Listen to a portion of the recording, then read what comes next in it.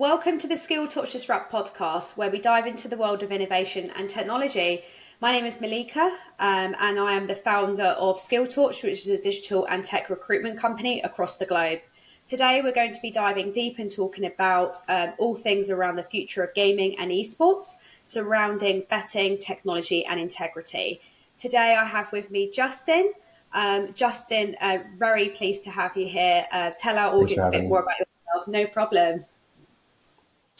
I'm Justin Delario. I'm the Managing Director of Esports at Entain Group and the CEO of unikrn. unikrn is a esports and video games focused betting company. We focus on online esports betting, skill-based wagering, online casino, sports betting, and are heavily focused on a digital native kind of post-university Gen Z young millennial customer. I've been in and around the esports space since the early 2000s. Prior to working at Entain and launching this new chapter of unikrn, I worked at Twitch for several years, where I got to build content, partnerships, esports, a number of different technologies. And prior to that, I worked at the computer product peripheral manufacturer Razer. And that's the extent of my day jobs in video games and esports. But going back much further, I'd always been doing something entrepreneurially or in my free time around the rise of esports as an industry itself. Oh, great! Great snippet there about a bit more about what you're doing. Tell me a bit more about the two companies then. So I want to understand where you're at, because obviously behind you you've got unikrn, and then you've also got your other company as well. Yeah. So first and foremost, Entain, our group, is one of the world's largest online gambling companies. What's more, it's the single online gambling behemoth that operates completely in regulated or regulating markets. And around late 2021, Entain Group decided to make a foray into building this new, younger generation of gambler, esports and video games focused betting division. And that's about when I was brought on to start thinking about what the strategy could be there. Shortly after that, we completed the acquisition of unikrn. And after acquiring unikrn, we got to work right away at thinking about what our this new chapter of unikrn could look like, how we would improve the total offering for our customers, but also adhere to Entain's standards in full compliant operations, customer protection, and responsible gambling. So at unikrn today, we have a number of people working across product, technology, trading and risk, customer protection, compliance and responsible gambling, marketing, of course. And we've been taking our time the last 6 months, building slowly from this relaunch. We're currently operating in Canada, minus Ontario, Brazil, and Chile. And we're not too far away from launching in a number of other countries around the world. Fantastic. And then you've also got a presence in London, right? Or is that for your other business? Well, Entain, our group, is present all around the world. Yeah. Our headquarters are generally split between London and Gibraltar. However, Entain operates 30 brands across 40 countries, and we have employees that span the entire globe. It's a little over 30,000 employees right now at Entain. Very cool. I mean, as you probably know, there's been, lots of talk, especially at the moment, lots of investment being put in, not even just investment, but even mergers and acquisitions happening within the realm of gaming and sort of esports. Before we kind of, dive deep around like the investment portion and M&As, it would be great to kind of like understand a bit more about like sort of the technologies and the advancements that has happened or is happening within video gaming, and how it's kind of changed over the years with regards to sort of player engagement, both in and out of the game. Yeah, absolutely. So video games is by far the largest entertainment industry in the world. And esports is a subsegment of video games. Esports is about primarily fandom around people playing the most competitive games at high levels. And it takes the shape of a sport to some extent, but it also takes the shape of an entertainment form factor that's distributed across the whole internet. I'm thinking about distribution specifically in your question. I Mm. think that's really aided in the rise of not just video games, but competitive video games themselves over the last several years. Is really the advancements in online play and the ability for players from anywhere in the world to get online and play against other players, no matter what country they're in some cases. And that combination of people in real time playing these games is what gave way to people being able to compete at games and Hmm. people having knowledge of their relative ranking in a game or skill level. And as skill levels across uh, these large multiplayer games rise, that gave way to people wanting to put that high level competition on display, which made room for esports. But combined with the advancements in online technology that supports people playing together in real time, games became, from a technology standpoint and software perspective, they became easier to run on more types of technology, whether you're talking about a home computer or a console, or even now Hmm. mobile gaming is growing significantly, and the mobile phones have become so powerful that high levels of graphic detail are available on your phone, and the experience is less degraded from any of the form factors you could play across, whether it be mobile, PC, or console, which has kind of enabled this entertainment industry to continue growing and growing. And that combines with the game publishers themselves who offer these big, massive multiplayer online games, thinking more and more about a business model that was games as a service. Hmm. So whereas not too long ago, and still for some titles this is true, but not too long ago, what was most common is a game would be released, and then you would buy it and you would play it locally, and then you would beat it, and then you were kind of looking for the next game. However, really large titles in the world, such as League of Legends or Call of Duty, are now offered as a service. So you buy the game, and because you have an online connection to the game, where of course then you're playing against other people, like I mentioned earlier, you can continue to have that game updated. You can Right. purchase goods in the game. You can increase your access to certain new content from purchasing things. And that supports the game publishers running continuous businesses. And that's really given way to what I tend to consider the gaming lifestyle, where these players of various different age segments are extremely engaged with these games. Whether that means they're playing it directly at that moment, they're sharing their experience with friends who also play the same game, or they're on the go but using their mobile phone to potentially watch or follow along with content that exists around that game. So it's a continuous form of engagement and really become a bit of a part of the social fabric of the digital native generations lives.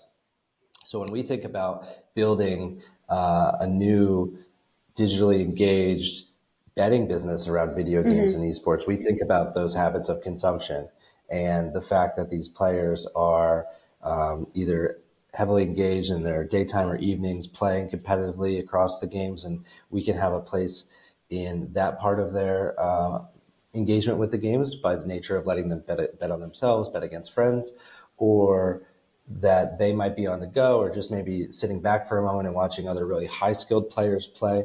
And it might be interesting to bet on the outcome of those players playing in formats like esports and everything in between.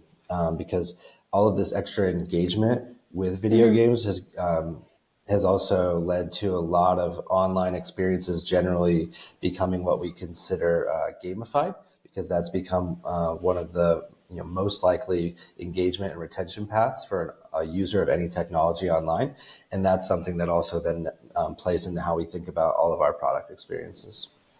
Yeah, and also like there's even I'm seeing even advertising technology companies, they're merging with some gaming companies and really trying to build segments to create in-game advertising. Because again, a lot of us have our mobile phones. There has been a huge uptick of gamers using free-to-play games, on their mobile. So yeah, lots of sort of monetization reacts to rewards to gain there.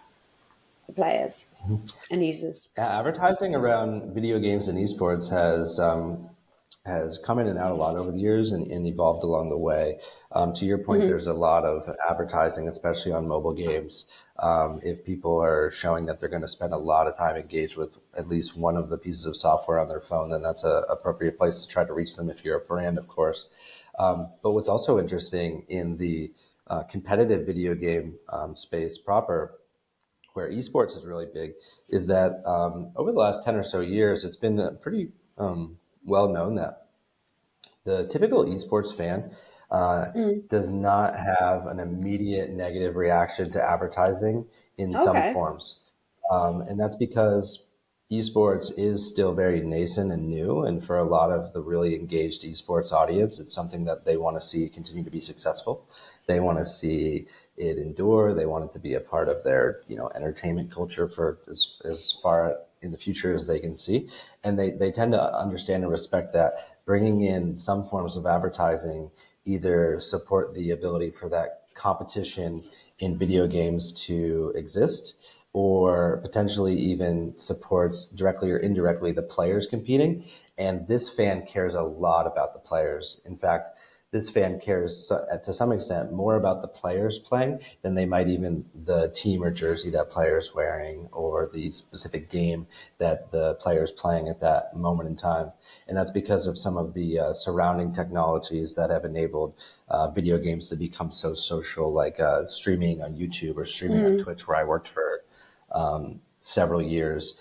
And for the first time ever in the medium that of what's typically just an alternate type of sport, the extreme amount of access that live streaming and the rise of different form factors of social media have given fans to players is like nothing that you can accomplish in traditional sports. In fact, while traditional sports has many different parts of their business much more figured out than the esports industry today, something that the traditional sports landscape does chase esports on is how to create all of that fan engagement around the players and their adjacent content to the competitions themselves, like we've had for years now in esports. Oh wow! How have you been sort of gathering all of this information? I mean, again, I know obviously, you own this company, but how are you kind of getting this analytics around uh, players' interest around that? Um, it takes a lot of different shapes. I mean, my few jobs now in specifically in esports have been pretty consumer focused. Mm. Working at a computer product peripheral manufacturer where we sold mice and keyboards, we were very close with our audience of players, understanding their tastes and wants and spending behaviors, and then what they were engaging with and consuming across games media, because that allowed us to obviously advertise and sell our products, but also think ahead to their evolving tastes and what they might look for in a next future lifestyle gaming product. And then as I moved over to Twitch, something important to understand about Twitch, especially over the last decade, is it was just as much a new technology company, bringing a new form of entertainment to the forefront of mass media that wasn't there previously, but also a community of diehard viewers, fans, and creators who very much identified with what we used to say at Twitch, kind of bleed purple, and that experience is like nothing I had before when it comes to working in a consumer industry. In that it wasn't about finding engagement with your customers more, Mm. as much as it was the fact that you were constantly already engaged with your customers. How did you separate the signals from noise? But then, like in any industry, when you think about then draping specific business segments across this set of consumers, whether it be the highest level competitive video games or the advertising cycle associated with launching new games at all, a lot of the traditional consumer marketing agencies and stuff exist, and they're collecting data and research, and then you try to consume that reporting and triangulate it with what you know and experience, because this is definitely not an industry where as anyone, whether as you're a brand or infrastructure provider like Twitch or an operator of games content, that you're ever outside looking in. You're right in the middle of it, and your fans are also telling you in real time what they want while engaging and what they don't like, and they're very open about it. Okay, very, very interesting. So just moving on to esports and betting. Again, I know that's what your business is specializing in. So can you tell us a bit more about sort of the trends around that and the implications? Some of the implications I can maybe think of on top of my head is maybe in some states and within the US. Is it compliant? Is it legal? Be really interested to know a bit more about that. Yeah, absolutely. And the regulation around esports betting is something that's extremely top of mind for us at any point. As a part of Entain, we want to maintain their standards of whiter than white operating. We're looking to operate and engage with customers in places only where we can be locally licensed, or we're working hand in hand with the government that is in the process of regulating. So, but even before we talk about the specific regulations that we adhere to, something important to understand about betting and esports is it's existed for several years, almost as long as anyone's bothered tuning in and watching. The highest level video game players play their games and put on that form of entertainment. There have been players who've been interested in betting on the outcomes. Just like it's almost always present in sports, there's a segment of customers out there who thinks about betting as one way to up the stakes of their entertainment a little bit while they're watching, and make it just a little bit more exciting while they're trying to determine if their favorite teams or players are going to win.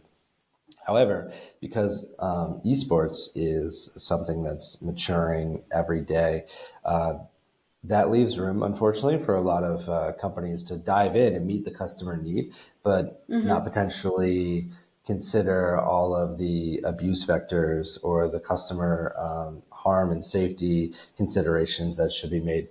So when I, for example, became interested in taking this job with Entain and thinking about how to grow an esports-focused betting company the right way, first, my mind went to all of the work I'd already been doing for years to help build the infrastructure of esports and consider not just delivering fans the entertainment they want, but how can we make this sustainable? How can we build businesses that support the ecosystem while taking care of the players in the way they want? And that meant spending time at Twitch, for example, thinking about how we would distribute our esports budget and what we would support and how we would enable not just more games to be successful in providing esports for their gaming fans, but consider what the player versus team versus operator and administrator of the leagues and competitions model looks like relative to the IP holders who make the games, and how that all works, how advertising would enter the fold. And similar to having spent many years thinking about all of those facets of this growing esports industry, I knew that when I was taking this job, the right way to approach building a new direct-to-consumer betting and wagering brand would mean thinking about how to participate meaningfully in that ecosystem and not just extract value because it's easy to do and there's not a lot of people paying attention yet to how regulated or customer safe it is. So that's meant taking a lot of guidance, of course, from Entain in adhering to their standards, but also considering what it would look like to meaningfully engage stakeholders in this industry, whether they be game publishers or tournament operators, teams or players, to set up appropriate types of partnerships and advertising to appropriately engage with game publishers to license their content to be able to co-market around the games where there are players seeking the ability to bet on the outcomes of big competitions in them. And that's meant that over the last couple of years, we have been heavily engaged across that esports ecosystem, taking it slowly, trying to find the path to build that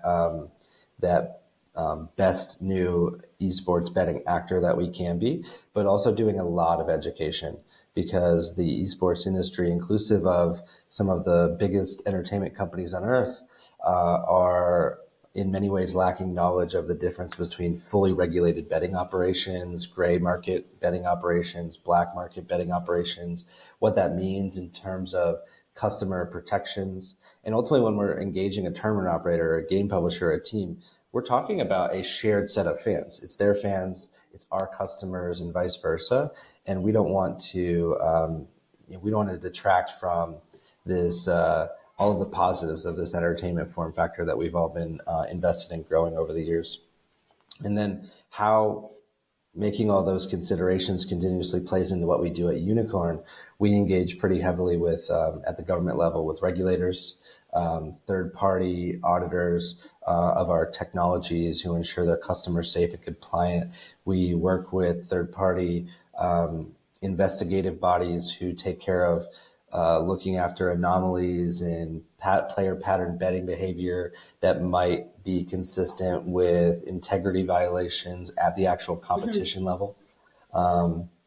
And also, in many ways, by showing that there is a real consumer interest for what we're providing, but that we want to make sure that we participate in this ecosystem in the right ways, that gives way to some of those other parts of the ecosystem, thinking about where they can build up infrastructure to support that happening the right way, because they do see the value in that being another form of direct-to-consumer monetization in this space. And examples of that are just a tournament operator or administrator ensuring that they have all the proper detail around the players who are actually competing in their tournament, inclusive of knowing that their age, because potentially, depending on where we're talking about, a regulator might not like the idea that there's betting activity at all available on games where all the players participating are minors, or that tournament operators and administrators go a step further to understand whether there's potentially any conflicts of interest in the teams and the players on those teams competing as it relates to competitive integrity, because that would, if those exist, who's to say then there might not be abusive behavior around gambling surrounding those games. And ultimately the sustainability of this sport that we're building a business around depends on its endurance. And we've always taken the stance that getting these things right from the beginning is the way to ensure that. Really interesting insight. So with regards to with fair gambling practices and also with betting, as that industry continues to grow, how do you actually ensure that you are gaining sort of competitive integrity and ensuring that those practices are actually fair? Sure. So on the actual product side itself, what we build and provide to customers, there's a number of technical and administrative toll gates that involve explicit identification verification of our customers, triangulating that data with the any available third parties or government, depending on the local regulation, to ensure those identities are valid, setting limits in terms of what types of betting people can do and how much they could spend relative to whether they've had something we call affordability checks or income verification if they choose to be an enduring and continuous bettor.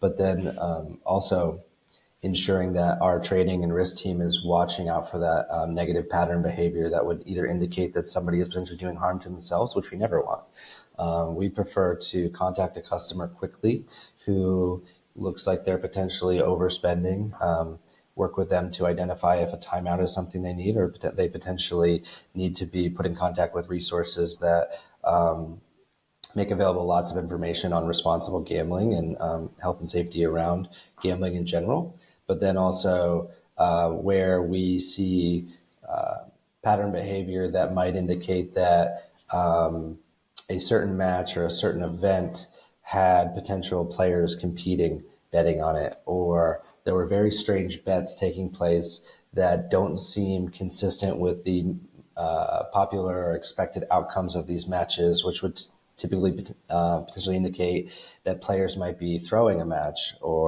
and then intending to reap reward by way of betting somewhere across the internet.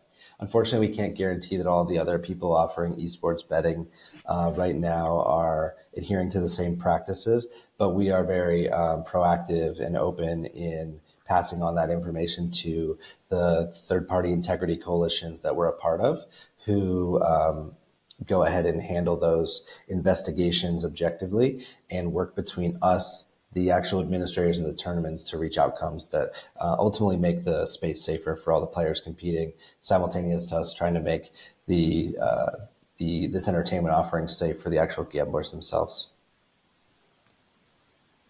Okay, very good. So just again, you've obviously, you're an entrepreneur. You've bought and sold businesses.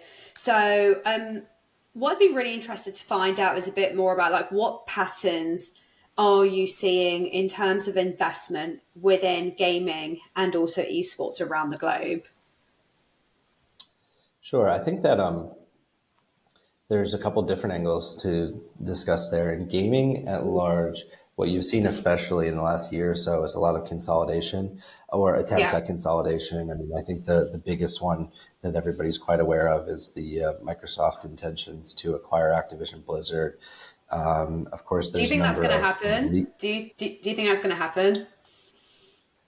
I'm I'm leaning towards it will happen in some way nowadays, but if it was just a couple months ago, I was probably a little less certain. But for very important reasons, there's legal bodies out there who want to ensure that there's no customer trust issues when it relates to these over consolidations of companies or monopolizing markets.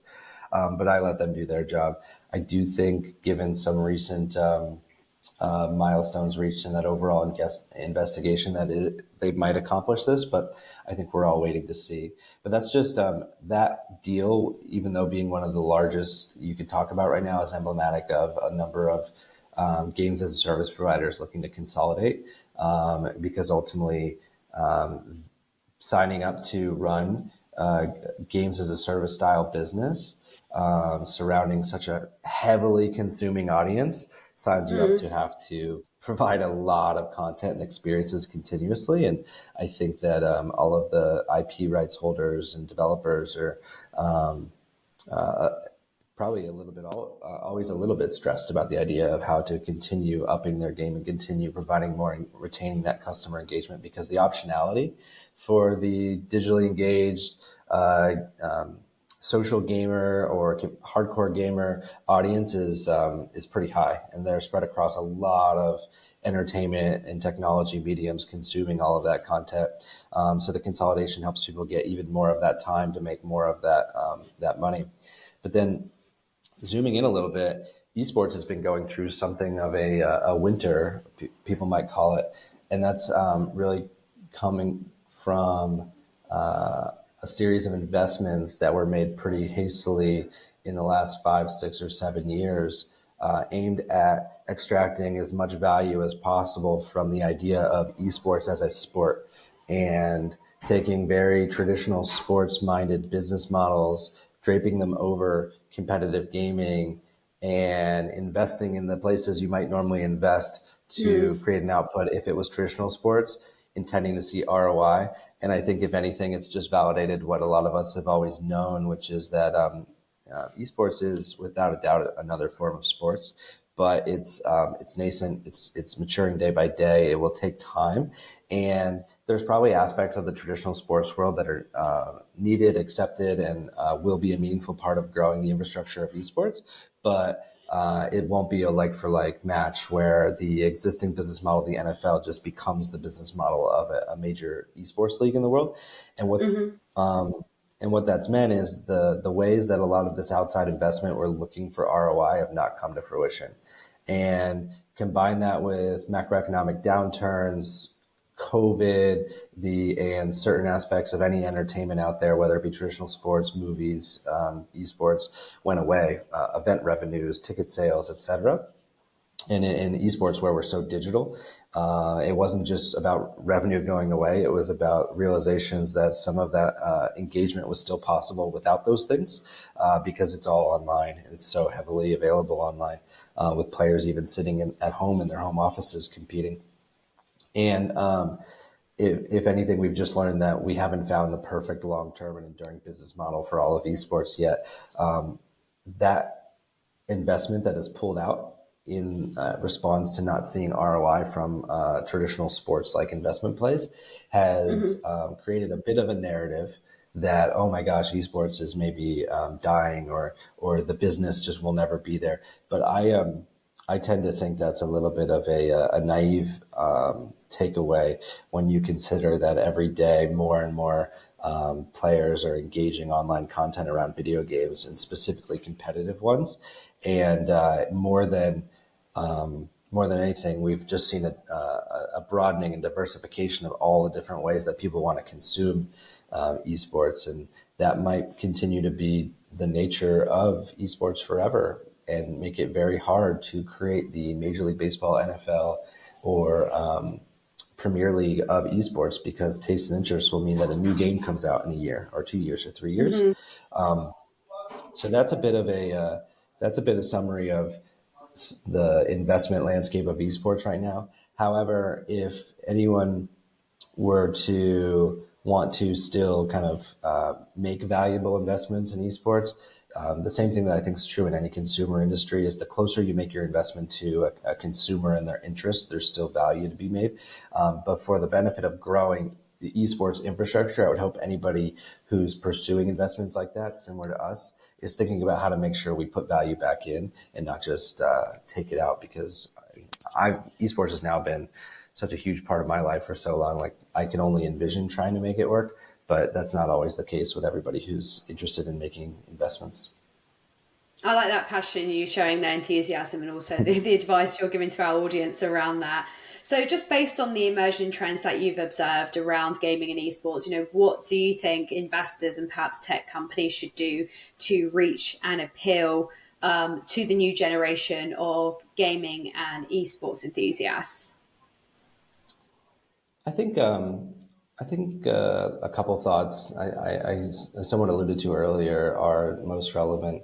The first is pay heavy attention to what any user or fans engaging with video games looks like, because they don't stop engaging video games at the point that they actually turn the game off because they were playing it for an hour.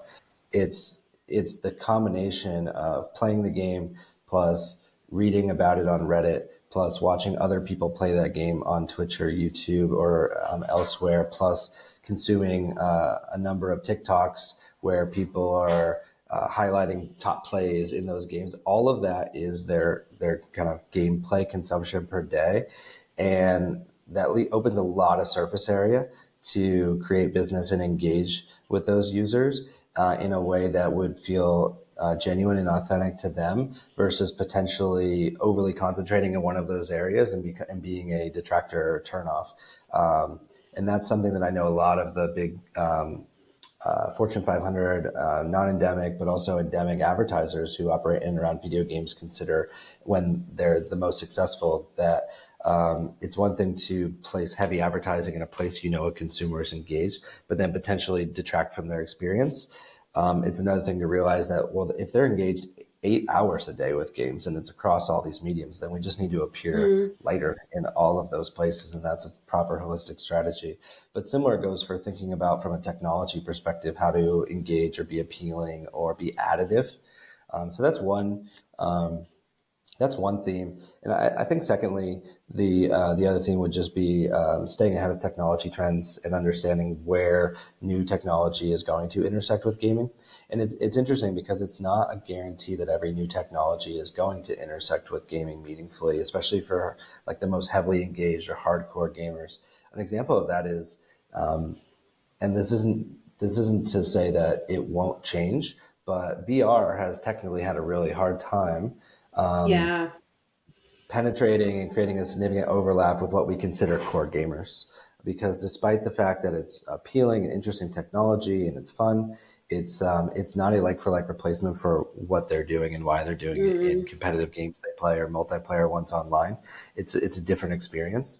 Now, don't get me wrong, there is a growing base for VR, but that is an example where I think a lot of people just said VR. That's just, everybody's going to switch to that, and that's gaming now. And that wasn't the case at all, and it still isn't, to be fair. So on the technology side, it's about picking winners as it relates to where it's going to actually intersect with gaming. I think some the best examples of that from previous are live streaming, where Twitch and YouTube rose to become wallpaper in gaming and esports that you can't think of gaming and esports without them, because that's the natural extension of consuming games, consuming other people playing it, watching the best players play to learn from them, or just enjoying the social side of like sitting along and watching and listening to somebody have fun playing games, watching a chat with 100,000 people and it scroll by extremely fast that you can't read, but that being acknowledgement that you're doing something with Mm. 100,000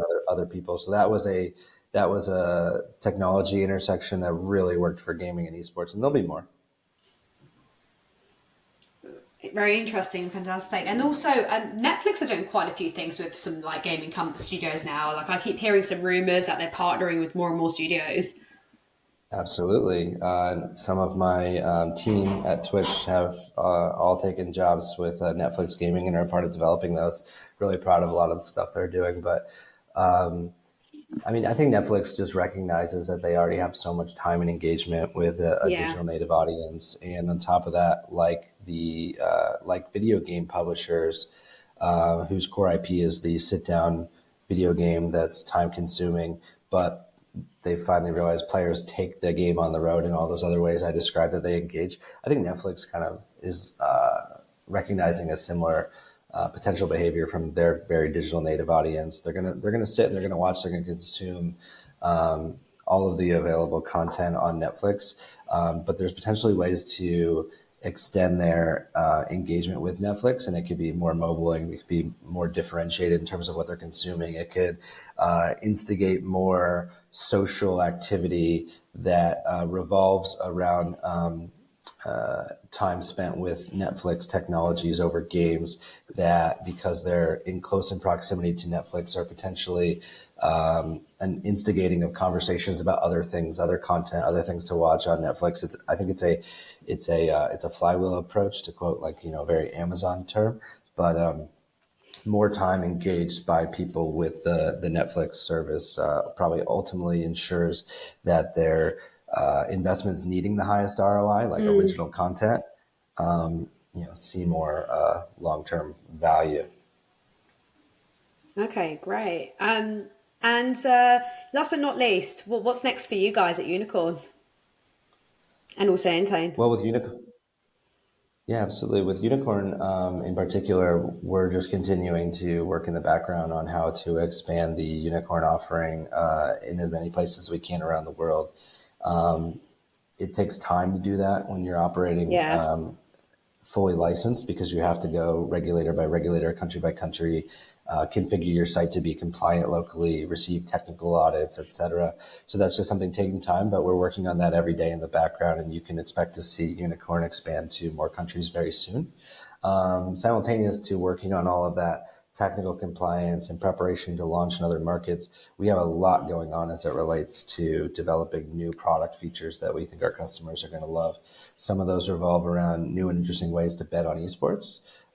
Some of those also revolve around new and interesting ways to bet on yourself playing video games. And some revolve around adjacent new activities that are gamified that we think will just be a rewarding way for people to spend time while they're consuming esports, some with real money and some without. On the Entain side, something that you can expect to continue to see investments in is not only our path to bring online mature businesses in regulating or regulated markets that make sense and create synergies for the group as a whole. But from a Hmm. strategy perspective, Entain's always thinking about how to jump ahead to new interactive form factors of betting and wagering that represent something a more digital native incremental audience would enjoy. In fact, us building Unicorn, focused on esports and video games, is a part of that kind of new investment area, interactive strategy of Entain's. Right. Is there anything else that you wanted to share with our audience before we sort of wrap up this episode?